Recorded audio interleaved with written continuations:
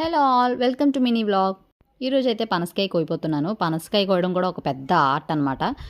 Art అని ఎందుకు అంటున్నానంటే, పనస తొనలు వలిచేటప్పుడు జాగ్రత్తగా కట్ అవ్వకుండా వలిచామనుకోండి, పర్ఫెక్ట్గా వలిచినట్లు అనమాట.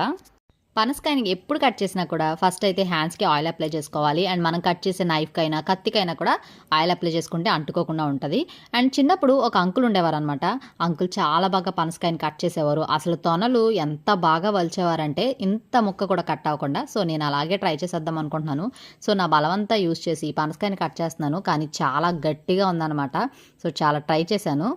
ఫైనల్లీ 2 ముక్కలుగా అయితే కట్ చేసేసాను. ఇప్పుడైతే తొనలు జాగ్రత్తగా కట్ అవ్వకుండా వలాలన్నమాట. పర్ఫెక్ట్, నాకు కూడా బాగానే వచ్చింది, ఎక్కడ కూడా కట్ అవ్వకుండా. సో నేను కూడా నేర్చేసుకున్నాను పనసతొనలు వాడడం. ఈ రోజు నేను వేసుకున్న డ్రెస్ అయితే ఫ్యాషన్ ఫర్ ఎవర్ అనే బొటిక్ నుంచి తీసుకున్నాను. వైజాగ్ కూర్మాన్పాలెంలో ఉంది. దగ్గరలో ఎవరైనా ఉంటే విజిట్ చేయండి. చాలా రీజనబుల్ ప్రైజెస్లో దొరుకుతున్నాయి. ఈ రోజు వ్లాగ్ అయితే ఇదే. నచ్చితే ఒక్క లైక్ చేయండి. Thank you.